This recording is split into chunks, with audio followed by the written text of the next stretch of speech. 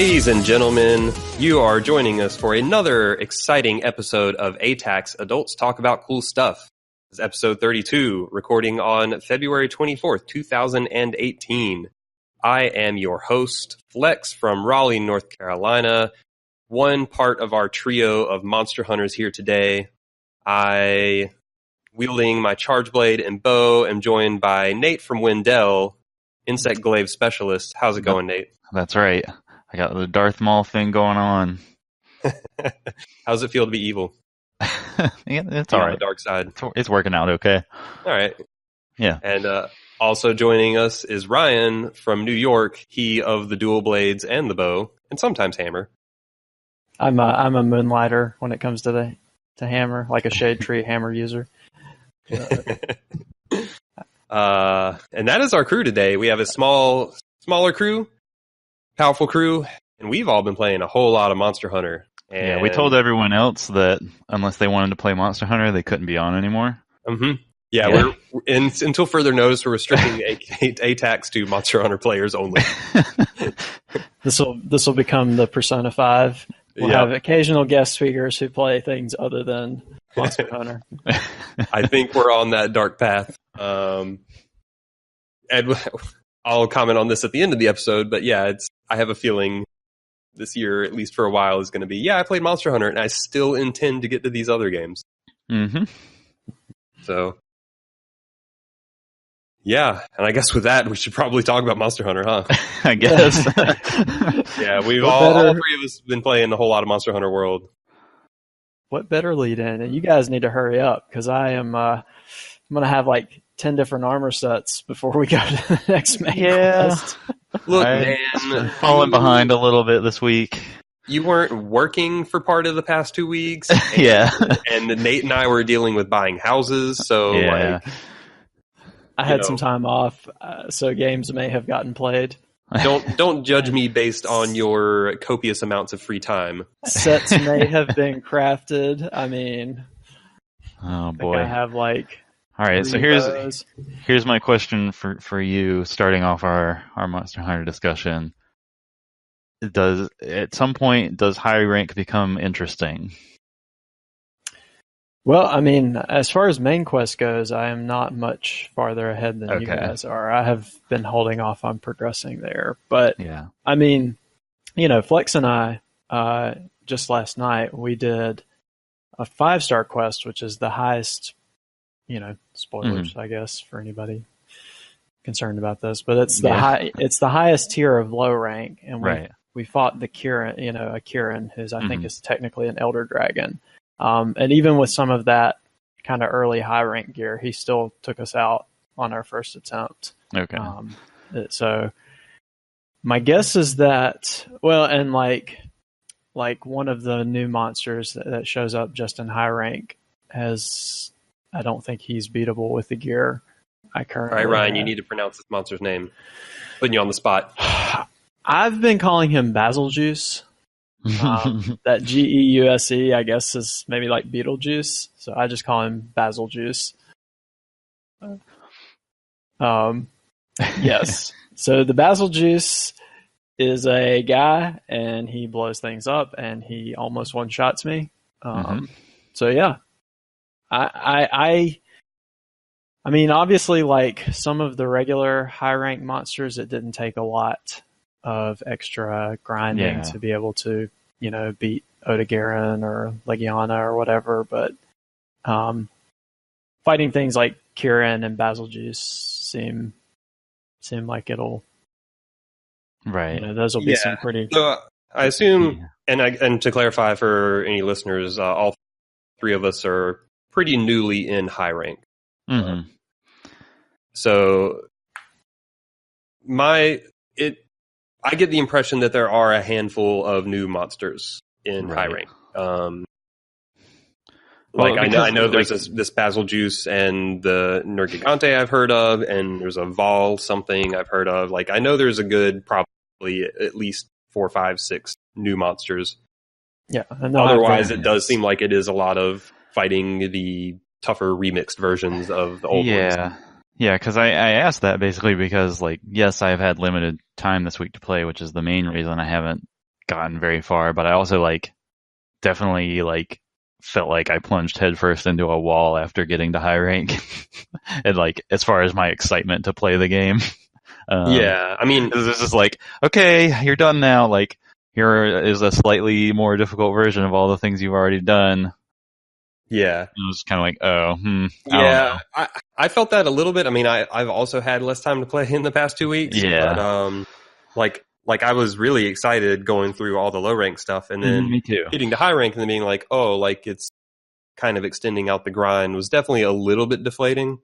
And I didn't even find that the high rank monsters that I did fight, which was only like 2 or so, but they didn't even feel hard. It just took a little longer. Yeah, because I've fought like Puke and a Radabon and a Bareth. Like I fought a few of the high rank versions of the low rank monsters, and yeah, they didn't seem that much tougher. Yeah. Although it sounds like you guys haven't tried like a Rathalos or an Oticare. No, I haven't gotten to the higher tier stuff. So I'm hoping there is more of a difference. It's just high rank did not make an immediate good impression on me, which that coupled with time constraints is why I haven't played much. Yeah, and I'm curious if the flow of high rank will just be like going through each of the monsters again, like low rank, because that could potentially get a little old. Though I am still excited to see, like, because the high rank armor is a lot more interesting than the low rank armor. Yeah, it definitely is. So I feel like in low rank, at least for me, I didn't really do much extra grinding because it didn't seem necessary. But I'm kind of interested and excited to put together some like in-game builds. Yeah, because I feel like I've not really done much customization at this point. So like I could totally see towards the end game when you kind of unlocked all the armor sets and weapon sets and all that stuff of being like, all right, like now I can actually customize like a skill set that makes sense for my weapon and my style of play, and we can go fight some tough stuff. Yeah. So like I'm excited. Like that to me is the thing that high rank I'm hoping will have at the end that I have not seen at this point in low or high rank. So that's kind of like one of the main driving forces for me still. And to fight, the toughest monsters that I haven't fought yet. And it seems like, and this is kind of exciting to me as well, is it seems like with the events they're maybe taking a step of like constantly offering interesting and more challenging fights. So like 2 of the current events, one of them is a high rank quest where you hunt 5 monsters in one quest.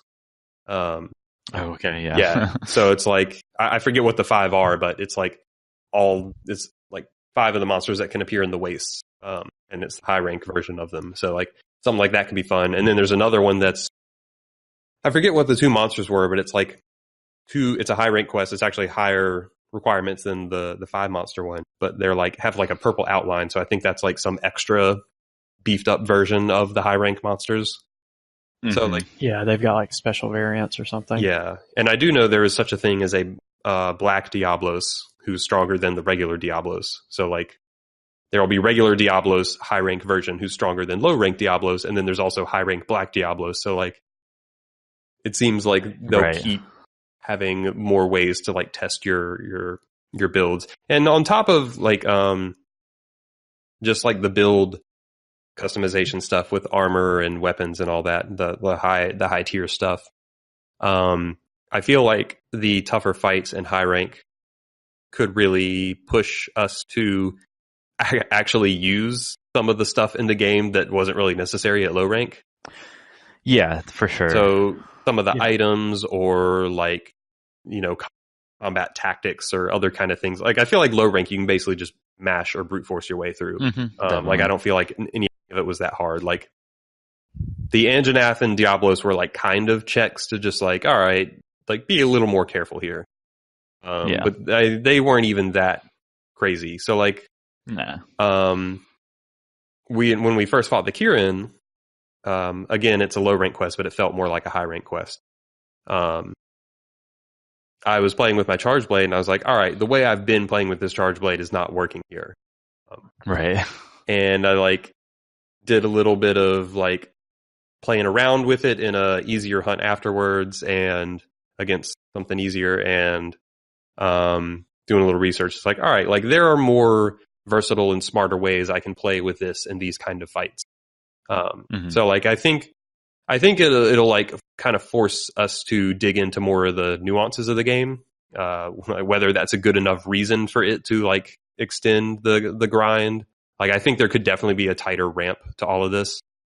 Right. Yeah. Well, I mean, it is part of the game is that it is a slow ramp all the way through. But I guess point being is I get the impression there are still interesting things ahead. Yeah. It's a very slow ramp. Yeah, and I guess just to echo that, I pretty much agree with what Flex has been saying, and I mean your point is perfectly fair, Nate, because it's what I agree with too. Yeah, I've had more time than you guys over the past 3 or 4 weeks, which that'll probably change soon. But so like at the top of low rank, you guys took a little time to catch up, so I spent time kind of beefing up my low rank set, and then when we got to high rank, I was basically able to fight everything up to like Paolumu with no issue. So I was able to get into that medium high part of the curve of the old monsters, and that was not necessarily deflating. It just it was like, okay, well, the immediate experience is not that much different, but then like Flex said, the first part of your main quest, I think, just sets you up to kind of farm up a couple pieces of high rank armor because, and I mean, with 2 or 3 pieces of high rank gear, I was able to even take on some of those tough monsters just by upgrading, making a few small tweaks. So really, that core rotation of monsters doesn't have a super high difficulty spike, but at the same time, like I did find, for example, I was able to put together like Magdaros dual blades with like a good amount of blast element, and there was finally a piece of armor that had like blast attack support, and so I was able to start thinking about, okay, well, here's like a status set, and dual blades, one of their strengths is hitting status, so I played with that, put it together, and I found it to be like really effective, and that's kind of satisfying. And while I'm kind of holding off on the main quest, I've been looking into things like, okay, well, let me make an ice bow, let me make a thunder bow, and then let me start looking at armor pieces that might help me get to like 3 or above thunder attack. So there's sort of that gear loop, which is kind of interesting. And then when Flex and I tried that Kieran and like lost on our first attempt, it was like, okay, this is actually kind of exciting. Like I know I'm pretty sure there are at least 5 different Elder Dragons in the game. So that means, if this is the first one, then we can look forward to, a pretty interesting challenge for hopefully at least a couple more of them. Plus there's at least that one other monster, that Basil Juice, that he definitely seems like he's really tough. Like you can't just upgrade a piece or 2 of gear and go knock him down. So there's some stuff I think to look forward to. There was a pretty interesting Waypoint article by Austin, and he was talking about the Nergigante, who I think is one of the Elder Dragons.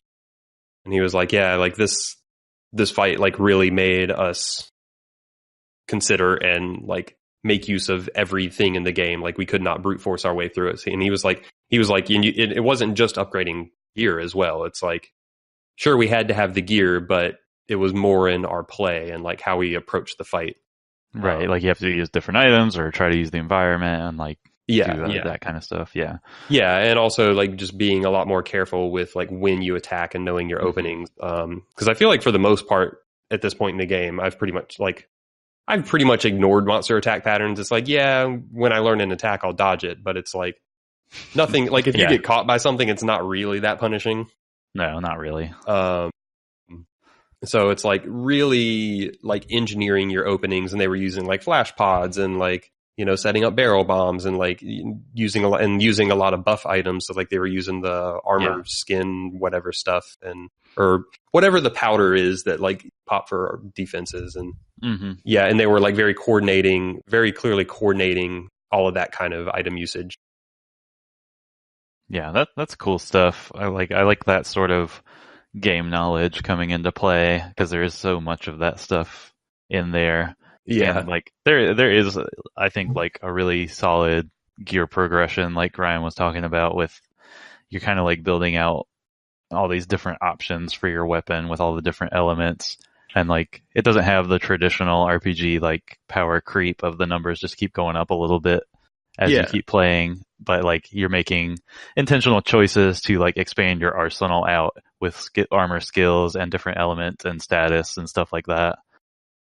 Yeah, and that's what I'm excited to see about, because like about the late game is really like intentionally crafting like a set that's like, all right, like this is how I'm going to play. Yeah, and I really like the concept of armor skills. Like, I think that's a really smart system. Armor spheres are really stupid. Yeah, there's some things like that I'm like, there just seems like there could be a more elegant way to do something like this, or just not do it at all. I don't know. It's just such a weird thing in a game where like the priority of like character progression is always on like collecting like specific materials from the environment, and it's like you're either getting those materials from the plants and mushrooms and rocks and stuff, and those are specific to each region, so each region has different ones, or you're carving them from the monsters you fight, and then those sort of are used to create something that has some of the properties of that monster. But then it's just like, well, we'll throw out all that cool like thematic like world expanding, world building like progression, and it's like, no, it's an armor sphere. And it just kind of drops out of everything sometimes. For no reason. And it just gives you a generic boost to your armor when you apply it. Yeah, this is like the most bland thing ever when everything else is so flavorful. Yeah, that is a good point. Like, the game, for the most part, has a lot of flavor. And which I think makes it easy to get invested in the loop you're doing. Because like you do feel like a monster, like you do feel like you're going on these hunts. Like, you have to prepare, you have to eat meals and make sure your gear and your item sets are what you want, and then you're hunting the monster, and then you're getting pieces of the monster which you use to make gear that looks like the monster and has properties of the monster.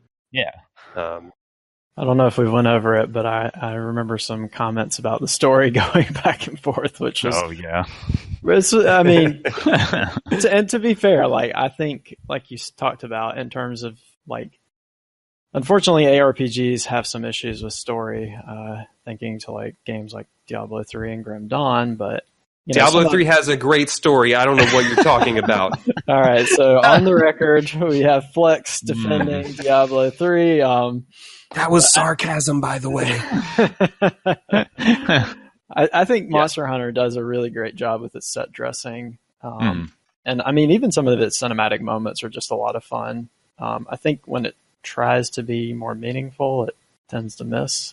But its core story is so dumb. It's so bad. It's ridiculous. I was having lunch with people one day this past week, and they were like, and we were talking about, various games, and Monster Hunter came up, and they were like, so what's the story like? And I'm like, well, there's this giant dragon monster thing who's like going to this island to die, and apparently when he dies, he blows up and will blow up the island. So you're trying to get it to die not on the island, so you don't blow up the monsters, and to do that, you kill all the monsters and turn them into weapons anyway. Mm-hmm.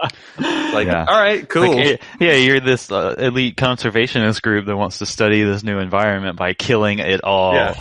Yeah. We're going to save this island by murdering everything on it. It's so dumb. Yeah, well, hey, to be fair, like, I don't know. I think it's cool the way they, from the very beginning, like, this monster is like smashing your ship and you're like kind of jumping out sideways and using your grappling hook, like, and it always has your character there, like in their armor. So it's like always got your character as like a central part of the action. And I mean, really, even at a 30,000 foot view, I think the core story is not as dumb as something like Diablo, but it's in those moment to moments where sometimes they don't really. It's just like, why is this so dramatic? Like, we're just hunting a really big monster. It also doesn't help that like the two big like set piece story missions are complete garbage. Yeah. But the core loop of the game is so strong that it just doesn't really matter. Yeah, it does make me, because like I still love the core loop of the game, and it kind of makes me wonder, like, could there have been a better way to frame that core loop?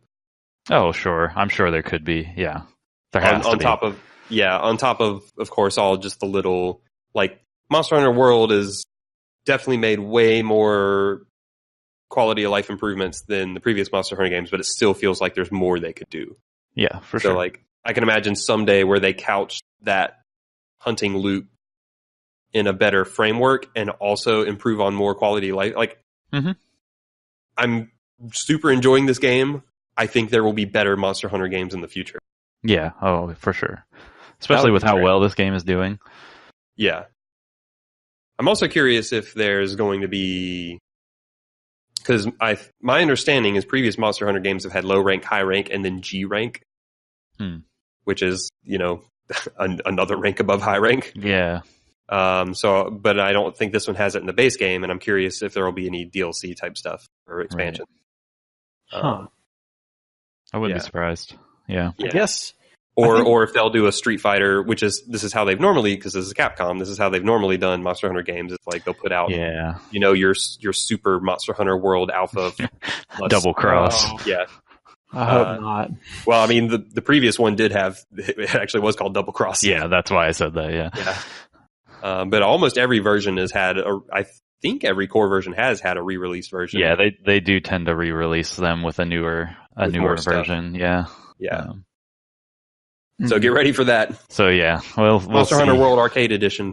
Yeah, I don't know. Fighting. I mean, that to me, like, unless they really do some exciting stuff with adding a bunch of team hunts, I have a feeling by the time I'm done playing my 80 plus hours or whatever of Monster Hunter this year, like, I won't really be that stoked to get back in and farm 5 new sets of armor.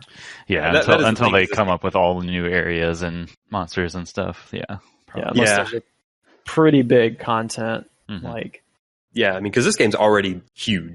Yeah, like, this base game's huge, and amusingly enough, I think it's actually, in terms of like number of areas and monsters, I think it's one of the smaller Monster Hunter games. I think that's right.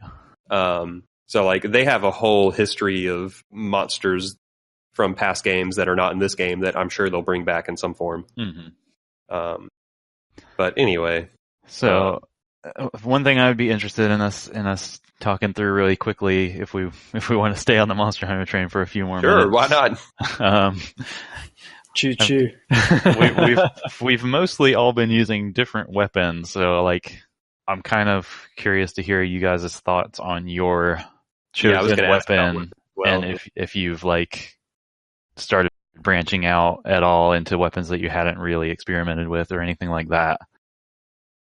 So I started with the Charge Blade, which is what I used in Monster Hunter 4 Ultimate, which is the only previous Monster Hunter game I played.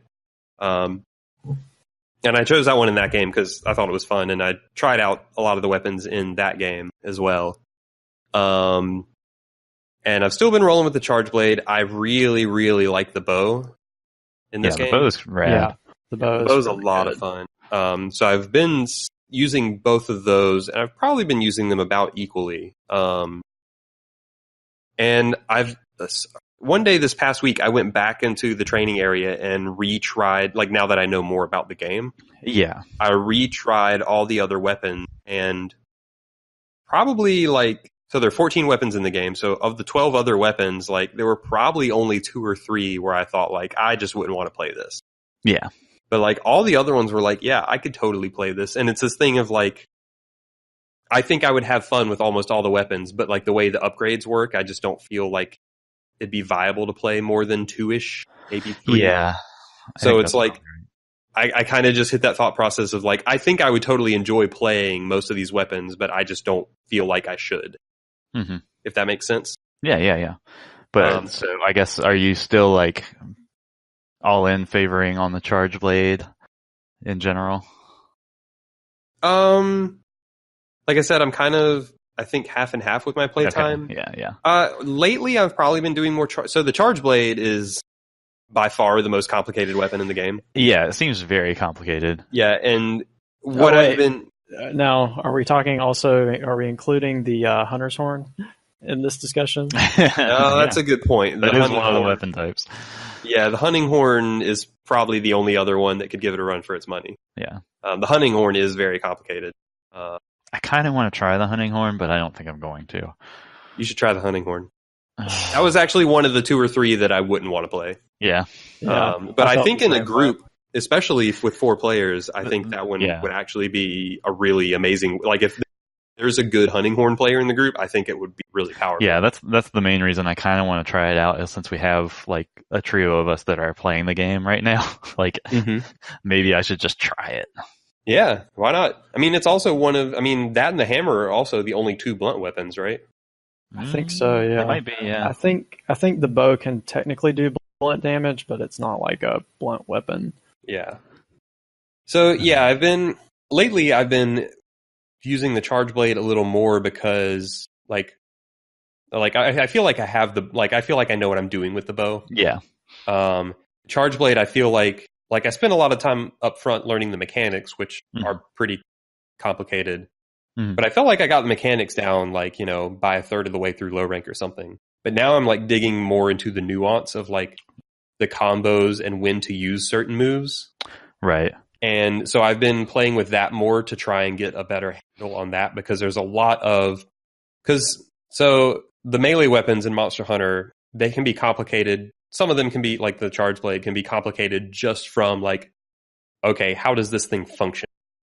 But then there's a lot of when and why to use moves that even once you understand how the weapon works, doesn't always come across until you play with it a lot. And that's kind of where I'm at with the charge blade right now, is learning more of the nuance of when and why to do things.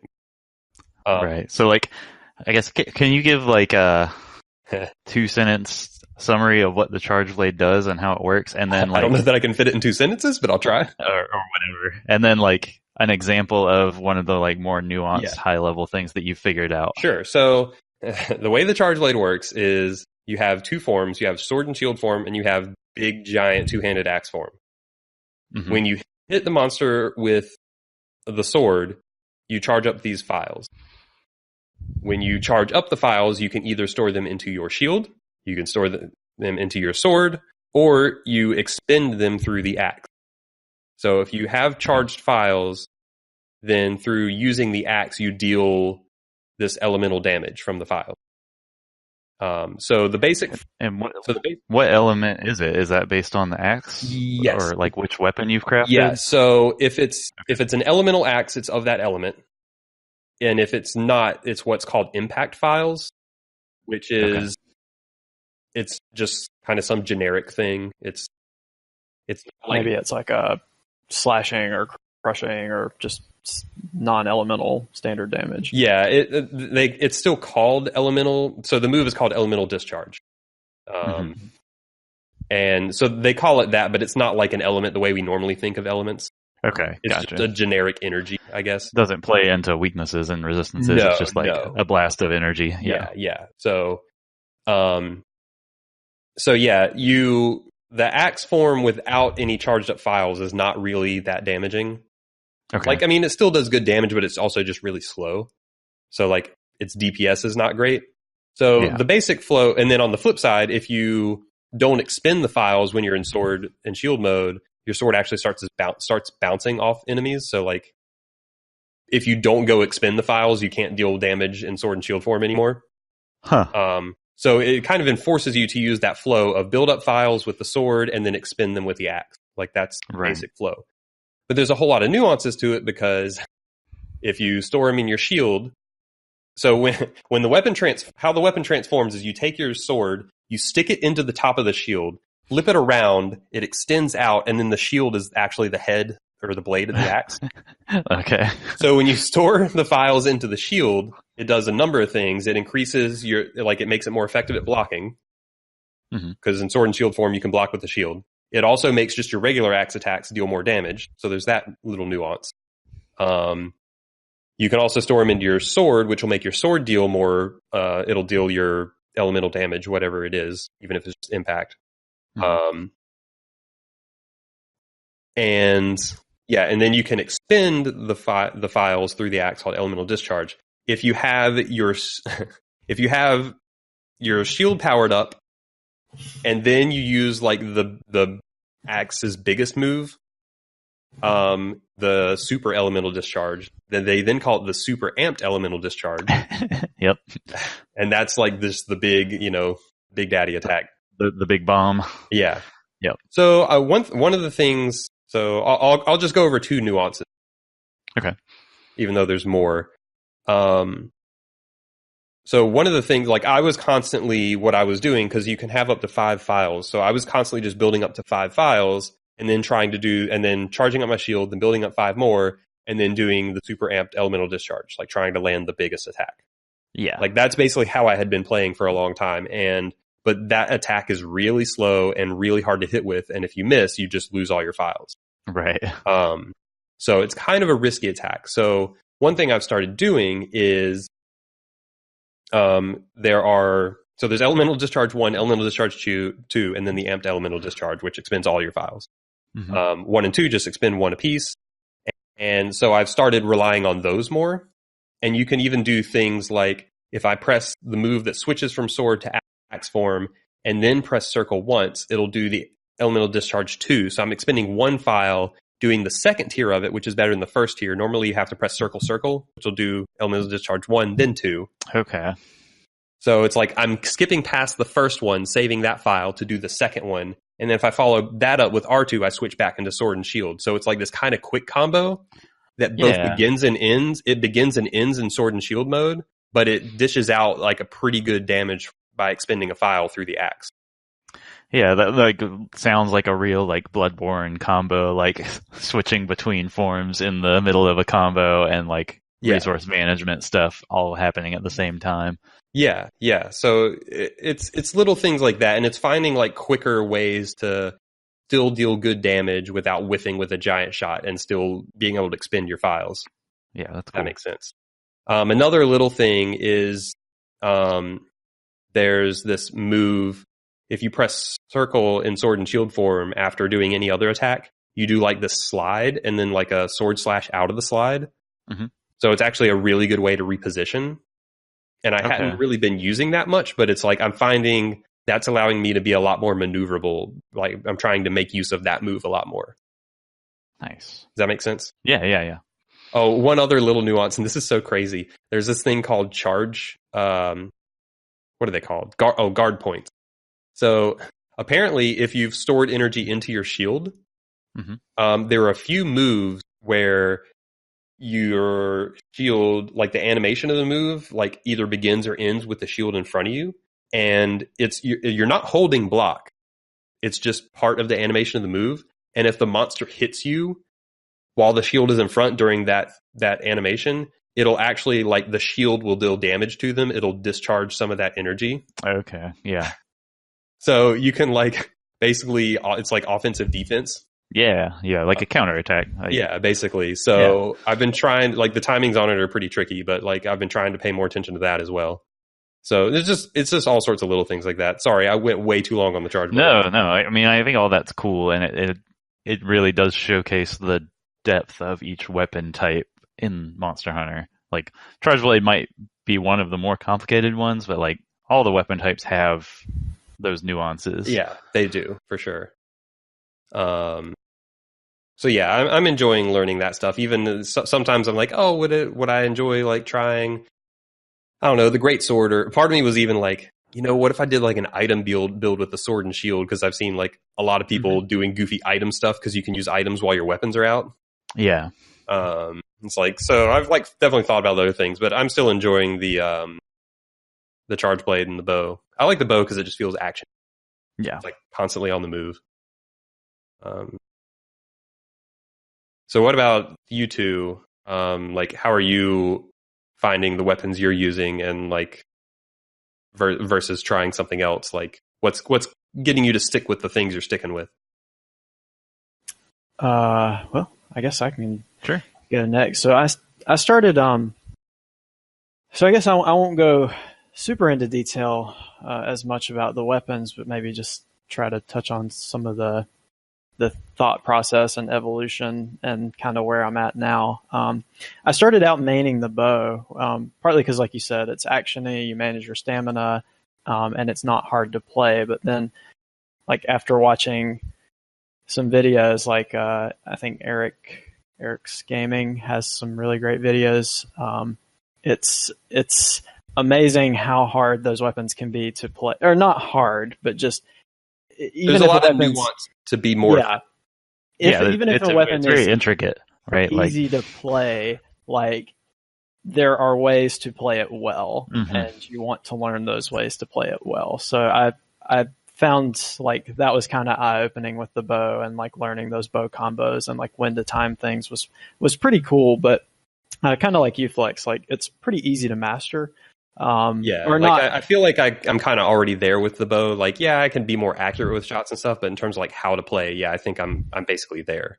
Yeah, and I don't want to say easy to master per se. Like I wouldn't call myself a bow master, but just to understand some of the depth of the weapon and like, without, I guess, really kind of min-maxing play, I don't feel like I'll be gaining a lot out of playing more bow. Like, so I started experimenting with some melee weapons. And I ended up kind of settling on the dual blades, which is now my main. I actually switched to it, but that was a fun process, in that, some of it was similar. Like, the dual blades are fairly easy to play, but, I watched some videos and learned things about like when to switch in and out of like the demon mode, which consumes your stamina, but causes you to do more damage. But the other thing that was really interesting to me about like switching from the bow to a melee weapon, is, just how differently a ranged weapon and a melee weapon plays. So like, like aside from sharpening, that's kind of the obvious thing, but with a melee weapon, you are more resistant to physical damage, and you have to spend a lot of time chasing the monsters. And if the monster flies, you have to find ways to deal with that. So I found myself, at times frustrated, but as I've played more and more, I found a lot of tricks and like, skills I can use to take advantage, whether it's of the environment. So like if you're hunting a flying monster and you're using something like the dual blades, like one thing you can do is just use a flash pod, right? So if they're flying, they'll probably fall down. Which gives you a chance to kind of, and then you cut off its wings. Yeah, if you're able to, you can try cutting off its wings as well. But things like that, things like, Flex was talking about a slide, like the dual blade has a really good jump attack out of a slide, and some stage positions where you fight monsters, you can basically just slide anywhere you want to. So, trying to land those kind of like slide and jump attacks, or, some parts of the stage have those wedge beetles, which are these like basically grapple points that you can swing off of and try to kind of mount the monster and knock it to the ground. So, in addition to, I guess just the different type of play and like, some of the different dynamics of having to chase the monster, it's also been interesting, like trying to learn. And, the dual blade may be one of the simpler melee weapons, but I still find it, at this point, I still find it really satisfying when you can, knock a monster down and then run into it. Or, like the dual blade has a lot of dodges and like moving attacks. So like I've found cases where I've seen a monster, like let's say a Radabun, start to wind up its big like head smash, and I'll do like a circle attack and like spin between its legs, like kind of cutting its legs on either side, and then just dodge out from between its legs. So I still have found that gameplay loop to be really satisfying. I started messing around with the hammer because I had some more free time, and there are definitely a couple other weapons like the switch axe or the heavy bow gun that look kind of interesting to me. But a couple things I've found as far as, and Flex and I were talking about this as well. I mean, so like we said, some weapons are easy to play. Most weapons are hard to master. So even just having a third weapon, I find that I don't give it enough attention. I feel like I could probably play an adequate hammer right now, but like if we're fighting something really tough, like I'm sure I would just be kind of like flailing around ineffectively with some of my combos. Yeah, that's a good point, because like in addition to just not having the resources, I don't know that I have like the mental bandwidth to like really learn to be effective with more than 2 weapons. Yeah. So like learning and practicing with multiple weapons, can be a bit of a challenge.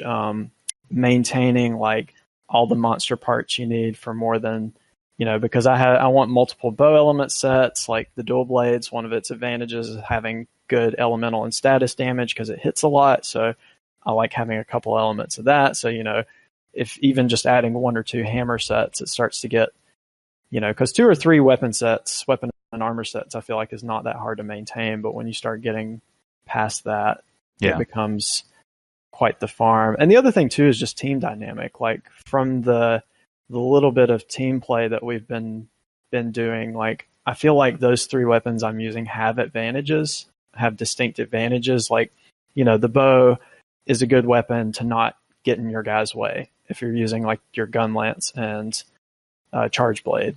The dual blades, have good status effects, and I'm probably not going to be in your way because I'm usually kind of like dancing around the side of the monster. And then the hammer is a good support weapon because I can do some knockdown stuff. But something like the switch axe, that's going to overlap a lot more, and we might see more of those situations where we're like accidentally shooting each other or blowing each other out of the way. So it's I definitely could see rotating weapons or trying new weapons, but I'm happy with the ones I have, and I feel like they're pretty well placed in terms of like a teamwork environment. So probably one of the funniest sessions I've had in terms of like seeing the weapons collide is when me and you were playing gun lance and hammer combo.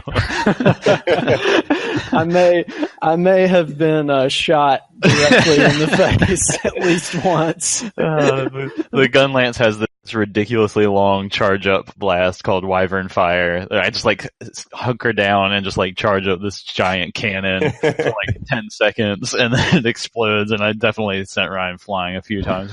That's pretty great. So I've actually heard, I don't know if this works with the gun lance. I know it works with the hammer. So like the hammer, it probably works with the gun lance too. So like the hammer golf swing, if you hit a teammate and like launch them up on top of the monster, they can actually mount that way. Nice. Oh, wow. Yeah. So I don't know what the arc of like the gun lance, the way it knocks your teammates, but like if you have a weapon that can knock your teammates around and you knock them up in the air, it's possible they can like mount the monster that way. With that particular shot, I remember seeing my character fly straight backwards. Yeah, I think that's more of a lateral launch. Okay. Do some rolling over backwards onto his face.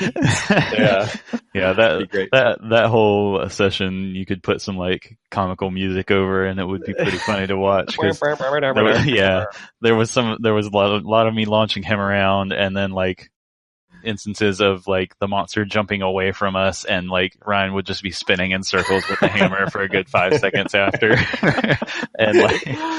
and he was using his sleep hammer too, so like just the image of like bashing this monster in the head with a hammer, and then it like lays down and goes to sleep lazily. Kind of peacefully just rolls over. Yeah. See, that's when you build the large barrel bombs and you get it to sleep and then put a bunch of bombs around it. And then that's when I charged up my Wyvern Fire and sent Ryan flying. That also works. It's like my wake up shot. Yeah. Oh, that's good stuff. So you've been pretty much rocking with Insect Glaive and Gun Lance still, Nate?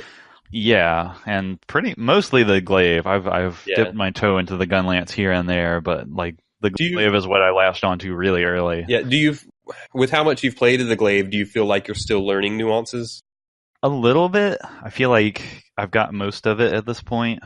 There is one move that I need to look up how to do, because I know it's a thing, but I've just never sat down and like figured it out. Which is kind of like what you were saying earlier. It's like a repositioning move. Where I do like a backflip, and like it's a combination of like a backflip and an attack that you can like string into any combo.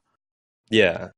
That repositioning stuff is because, like, the charge blade has a little slide repositioning maneuver, and it's like that stuff. When, at least for me, when you first start playing, it's like, why would I need that? Like, I could just murder this thing instead. But then as you start getting into tougher stuff, you're like, oh no, like positioning matters a lot. Yeah. Like I just need to put that into my muscle memory for use against monsters that move around more. Yeah, definitely. So you're still enjoying the insect glaive? Yeah, insect glaive rules. I just like fly around everywhere and like twirl like Darth Maul and do a lot of damage. As your sometimes teammate, it is probably the coolest weapon to watch someone else use. Yeah, I mean, like when I tried out all the weapons originally, there were a bunch that I liked, but basically I just got to the glaive and it was like, here's a jump button, and I was like, all right, let's do it. Go for it. Weapon decision made. Yeah. Have you used much? Like, how much overall have you used the gun lance? I've done a fair amount with it. Like, I feel like I know the like bread and butter combos to do with it.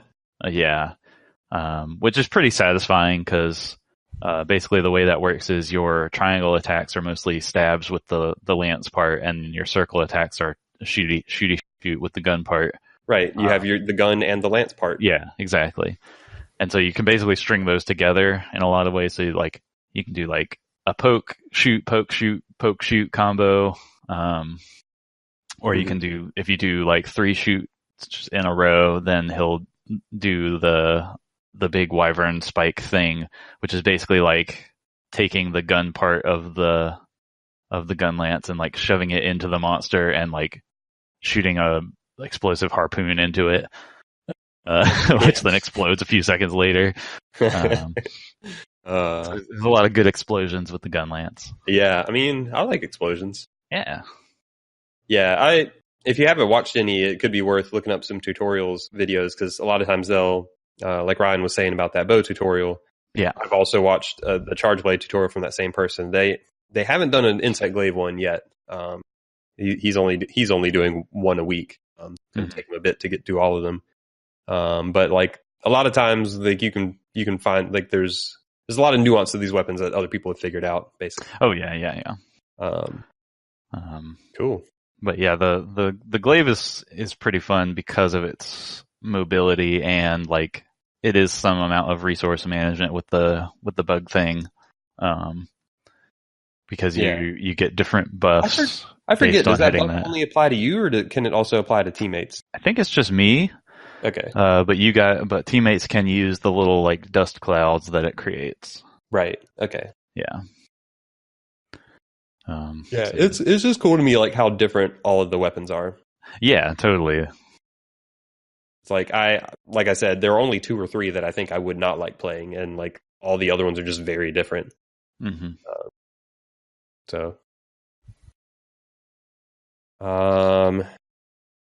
Think we should stop talking about Monster Hunter? I guess probably. We should probably go play Monster Hunter. Yeah, let's do that. Yeah, we could do that. Suffice it to say, I think we're all pretty much enjoying it.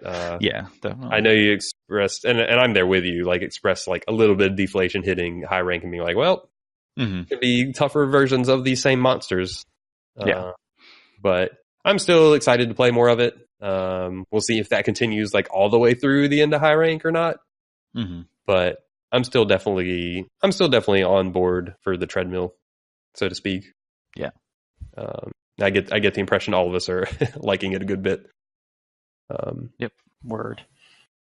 Well, I guess to actually have something other than Monster Hunter in this podcast, Nate, I do know that you started a little bit of Celeste. Yes. And you are playing that on the Switch? Yes, I bought that on the Switch. I've been playing it a little bit here and there. Yeah, I know it's also on PC. I don't know if it's on console or not, the other console. I'm not sure either. How much have you played, and how are you liking it? So I've played 3 chapters, which are fairly lengthy levels. I'm not sure how many there are in the game.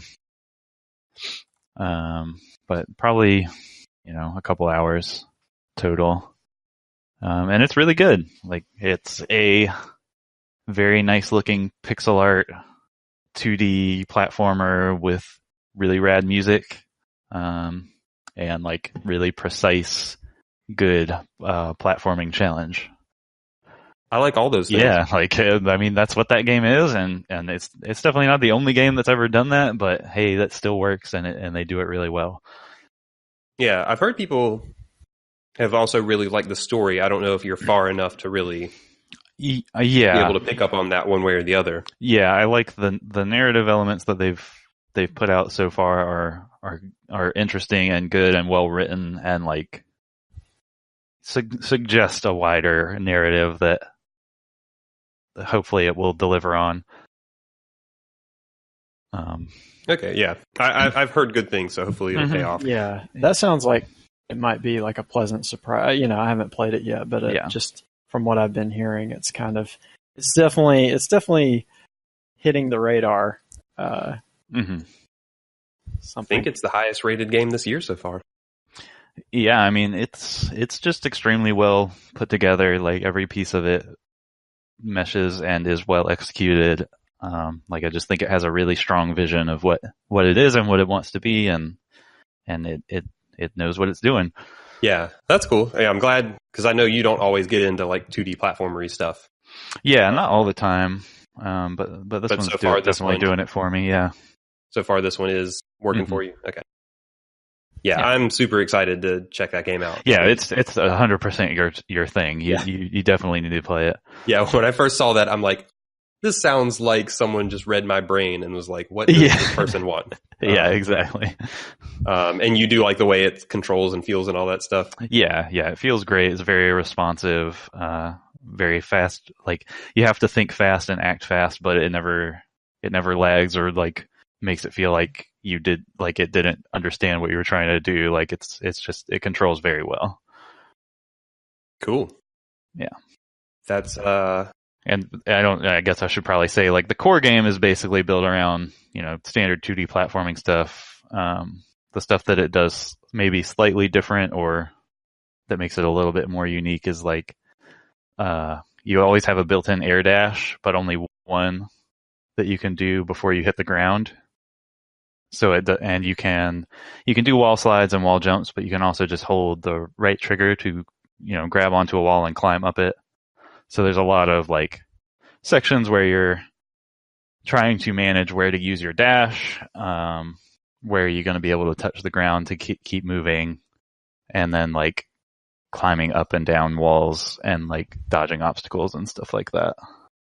Yeah. So. Is it like, watching videos, I've gotten the impression that it's not quite as like, I don't know, reflexy and fast paced as like a Meat Boy. It seems almost like a little more calculated where like, you're sliding and sticking on walls and stuff and like really trying to measure your jumps. Is that accurate from what you've seen so far?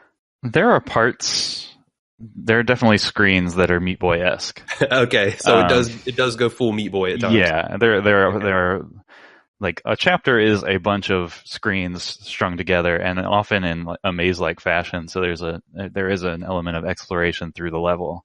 With secrets everywhere and hidden challenges and things like that. So it's not the straight linear progression of something like a Meat Boy. And then they do mix and match like different styles of screens, I would say. Like there are ones where it's just like, okay, I just got to puzzle out how to get through this, managing my dashes. And then there are some where it's just like a precision challenge. Like, how am I going to move through all these moving parts without getting eviscerated? So it strikes a balance between those things. Cool. I'm really.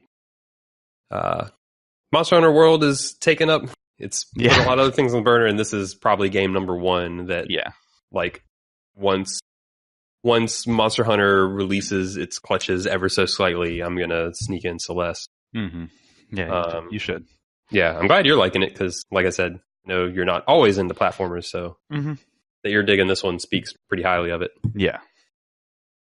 That's pretty much all I've been playing other than Monster Hunter. Yeah, well, that's more than me because all I've been playing is Monster Hunter. Yeah. So Ryan, you have been playing a game I like quite a lot called Valkyria Chronicles. Yes, I played maybe half of that game. And then I decided that that it's not really that good. I decided that. So here's the thing. Just lay it on me, Ryan. I can take it. Here's the thing. I mean, that game, it did some things I really liked. Yeah. But it also did some things that kind of confused me, and it did some things that I hated. That sounds about right. You know, on the like front, I think it does some unique things with trying to mix like a turn-based strategy and like a third-person shooter. And even though it may not be the best controlling third-person shooter, like there were times where that gives you some flexibility over controlling things like terrain, which, or, you know, like some of the terrain effects, like you lay down in grass, you take cover, like, you know, you hide behind walls, like you climb up onto rooftops, and, you know, your different unit classes have like different amounts of move and different like combat strengths. There were some kind of interesting things I felt like it did on those fronts. So those are some things I liked. And, you know, it really tries to do a lot with its presentational aspects, which I like some of that as well. Rat-a-tat-a-tat-a. Well, just the fact that they do like a lot of cutscenes and storytelling and things like that. I did actually like I mean, it gets anime in spots, but I did like the overall story in that game. Yeah. You know, there were some things it did that kind of confused me. So, you know, it's sort of turn-based, but they don't give you all that information. So, you know, moving your units around, it's kind of hard to gauge where, like, how much movement you have, and it can be really frustrating if you, like, overcommit or undercommit because, you know, you just can't, you have to kind of guess some of that. Or, you know, the other thing, too, I found is that it has, at least the PC version, has some kind of bad control issues. So I found myself like trying to nudge around in cover, and my guy would just pop out of cover and then have no movement left. Are you playing it with a controller or?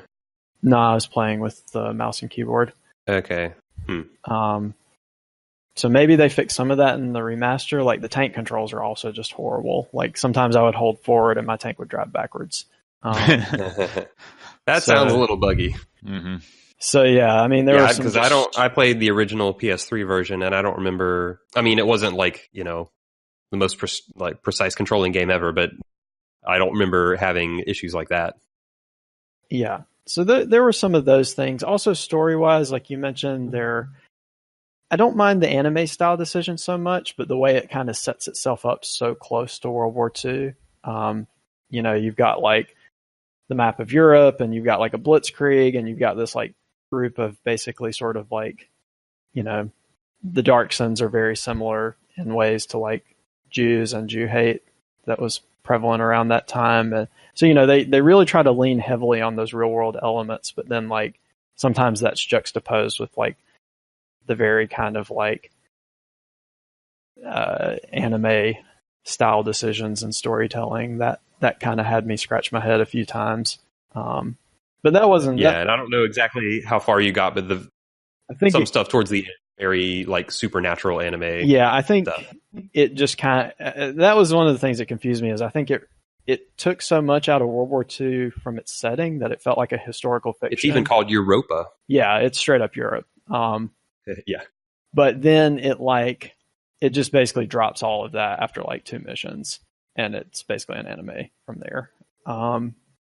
But that wasn't really a big sticking point for me. The part I decided to stop at is and you know, spoiler alert, mild spoiler alert, but there's a mission you do where, and I felt like the game was going more and more in this direction with its missions, but there's this mission you do where you have to fight this invincible tank that's basically on a scripted pathway, and then so you have to damage it very specific ways along the scripted route. So, you know, you're not using very much of the strategy layer, the normal strategy layer of the game. And then, like, once you damage it a couple of times, reinforcements pop out of nowhere. One of them is this invincible super lady who can run around, like, one-shotting your troops. And it's just like, you know, all of those things that people complain about Fire Emblem doing as, like, bad game design, bad, like, turn-based strategy campaign game design, like it felt like Valkyria Chronicles was kind of doing more and more of that stuff. So I was a little disappointed to drop off of it because I did kind of like what it was doing, but after doing that mission like 2 or 3 times, it's like, man, these missions aren't short, and like I don't like this kind of strategy game boss fight is just like, I don't know, I wasn't invested enough to really kind of grind it out. Yeah, that's actually the exact mission that I stopped playing that game back when it was out on PS3, because I had the same experience. Yeah, so it's a shame. It's a disappointment. I mean, I know why that game design exists. They want to make a thematic and interesting challenge. It's just, it completely rips out like the whole strategy layer of the game and has you kind of just doing this very contrived scenario. Yeah. And I do think that's when the game is at its weakest, is when it tries to have those more set piecey scripted type things, where you're dealing with this invincible tank on a track and like you're trying to deal with that, is because I think the core design of that game, like the missions that are more open and allow you to come at it from different strategic angles, like I think there's a lot of really neat ideas in that game. Yeah, like some of the early missions where you're just like in a city and you can like scout out the area and find all the enemies and then like formulate a plan and like put a sniper up in a tower, like that stuff works for that game. Yeah. And if I think there are, I don't know, 3 or 4-ish missions that don't work as well, and like I enjoyed the core enough, and sounds like I didn't have quite as much trouble with those as you guys, that I was willing to push through. But you definitely get the sense that like if they had made the game more about that core that Nate was describing in the early missions, that it would have just been a better game start to finish. Yeah. I do agree with that. I mean, I don't know how much I would have loved it, but I think it was kind of fun enough to play around with that it probably would have kept me going. Yeah. So what else that you've been playing you want to talk about, Ryan? Well, I had some time over the past couple of weeks to kind of hit on a couple of backlog games, and I don't want to spend much time on any of these, but I tried out Dishonored, gave it about an hour, and it's kind of dated at this point, and also like I felt like the combat, I played it on normal, the combat was pretty easy, and the stealth was really, really hard, like first-person stealth gameplay that's not very good. So I played it until basically, I guess you get magic, and I felt like the story just was getting weirder and weirder, and I kind of noped out of it at that point. So maybe that's just me. I know some people really love that game. I liked Prey, but I think maybe Dishonored is a little too dated and first-person stealthy for me. I tried out Spelunky. That was a game I really thought that I might enjoy because I like challenging platformers and I like roguelikes. But I actually, I just did not like the controls, and I felt like there were a lot of things in that game that were kind of like, some of the interactions were interesting and funny, those systemic interactions that you can find in good roguelike games, but a lot of them were just really kind of punishing and annoying. And I felt like the variation wasn't that interesting, at least not in that first world. So I didn't find myself like, I saw a lot of bad things happening that were putting my runs to an end, but I also didn't find myself like getting, because with some good roguelikes, you'll find yourself occasionally like running into really cool items or really neat things that affect your gameplay. And I didn't feel like what Spelunky was doing really kind of varied that part of the gameplay that much. So I stuck it out for maybe an hour or two, and then I was like, I'm sure I could grind this out and maybe I would start liking it more, but I just am not feeling it. Yeah. Did you, in that hour or two, did you get past the first area that much? I got to the second world once or twice. and I may have even opened the shortcut, but I mostly was on the first world. Right. Yeah, I'd be curious if you played it more, because I mean, there are definitely good items you can get, like a jetpack or like some powerful weapons, and like there's definitely, or the climbing gloves, like there are definitely things you can get that are like, oh, like this is completely changing the way I'm able to interact with the world or enemies or whatever. So I think that game definitely does have variety. I don't know what all, I mean, being a roguelike, there's a lot of randomness, so I don't know what you encountered in the time you played. But yeah, this is an interesting one, because this is a game that, like, on paper, like, screams Ryan. Yeah, I was kind of surprised about that as well. And I think part of it too is I partly just didn't like the way it controlled.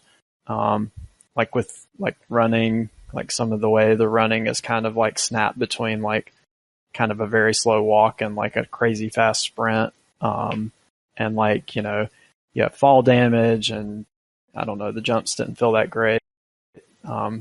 Sometimes I found myself clinging to walls or ledges haphazardly when I was trying to escape enemies. Like, you're playing this on Steam? PS4. PS4? Okay. Yeah. So yeah, that was Spelunky. Like you said, I kind of expected that was something I would most likely enjoy, and I had some. Yeah, I mean, I played a good bit of that game. I never ended up beating it, but I did get to the final boss a few times. That was kind of when quote unquote roguelikes or roguelites or whatever you want to call them were starting to become really big, and it's like that and FTL. I kind of played a lot around the same time, and probably played them about equally. And they're very different kinds of games. One's a platformer, one's, I guess, more of a strategy-ish thing. Mm-hmm.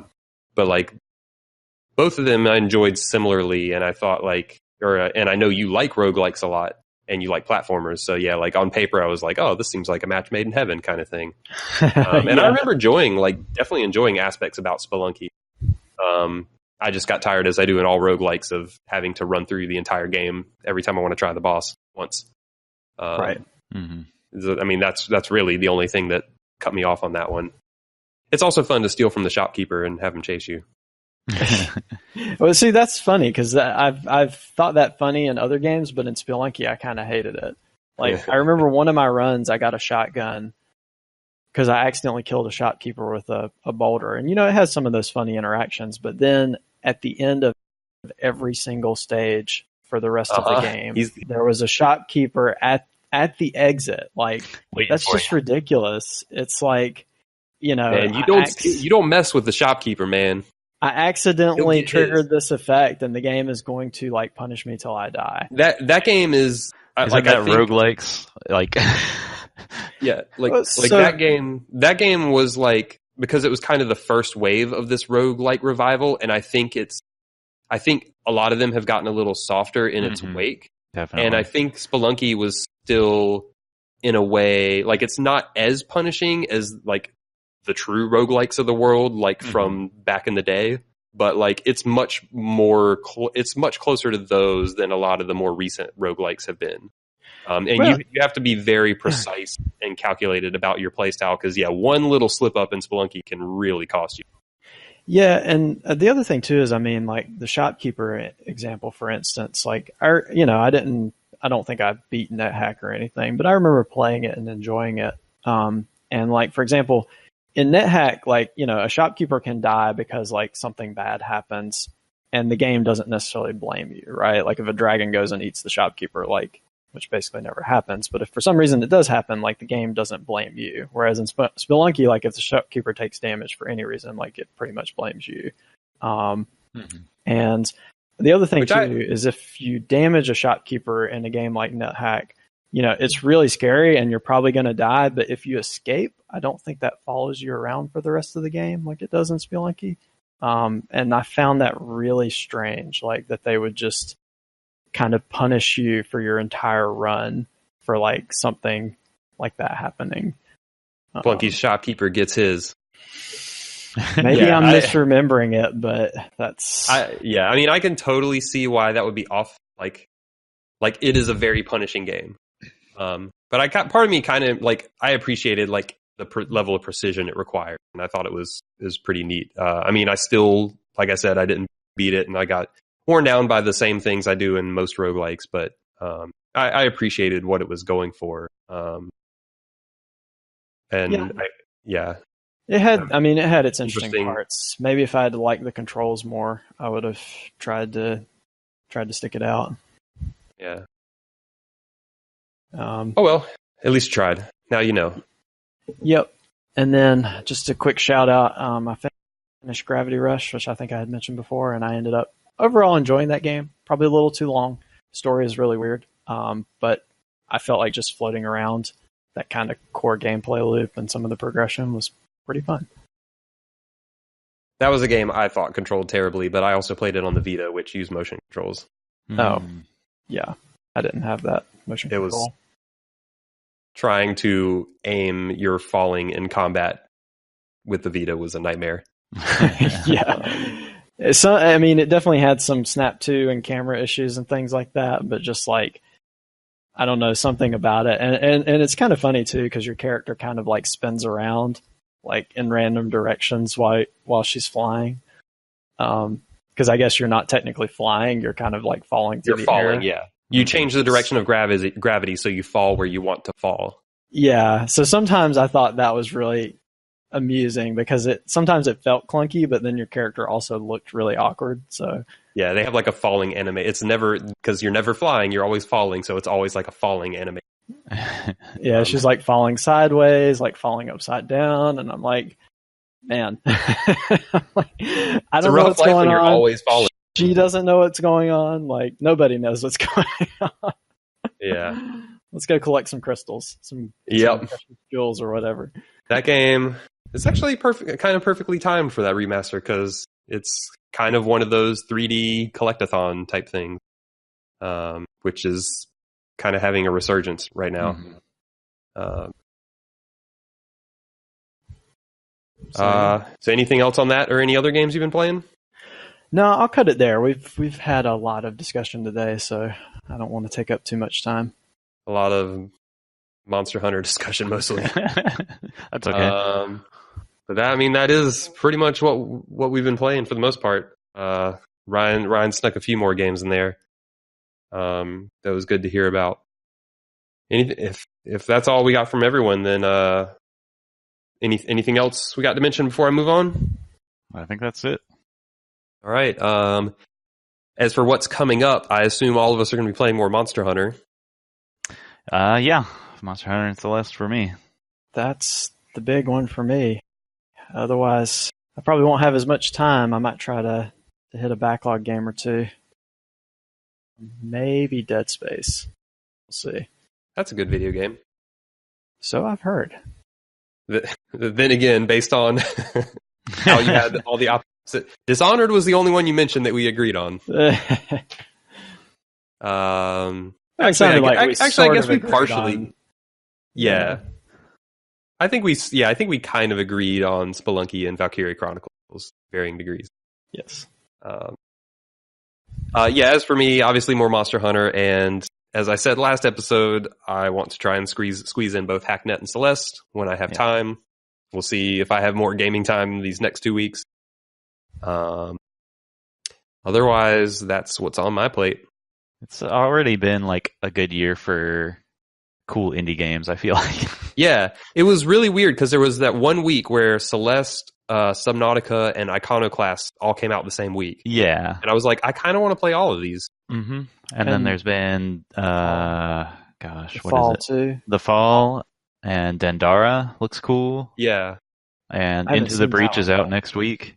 Yeah, Dendara did look kind of neat. Into the Breach looks really cool. Yeah. Wait, they've actually put a date on Into the Breach? Yeah, it's out in like 3 days. Man. Yeah. It's like already been a great year for indies. Yeah, that's the FTL indie treasure trove. Yeah, that's the next game from the FTL people with like kaiju versus giant mechs. Yeah, it looks great. Yeah, it looks pretty rad. And I guess is They Are Billions an indie game technically? I guess probably. Yeah. So, I mean, yeah, this is... See, that's really what 2017 lacked, was just... Yeah, really. Like, it had a few good ones, but... They were all waiting for February. Yeah, January and February. Yeah, no, that's exciting stuff. Yeah. So yeah, once Monster Hunter World releases its grip a little bit, then I can start jumping on some of these awesome looking indie games. Mm-hmm. But I think for today, that's going to do it. This has been a Monster Hunter fueled episode of ATACS, episode 32. I have been Flex, joined by Nate and Ryan, and we're going to sign off. I heard Nate has a Kieran he needs killing. I do. And we wish all of you the best in your monster hunting endeavors. We will see you next time. Thanks for listening.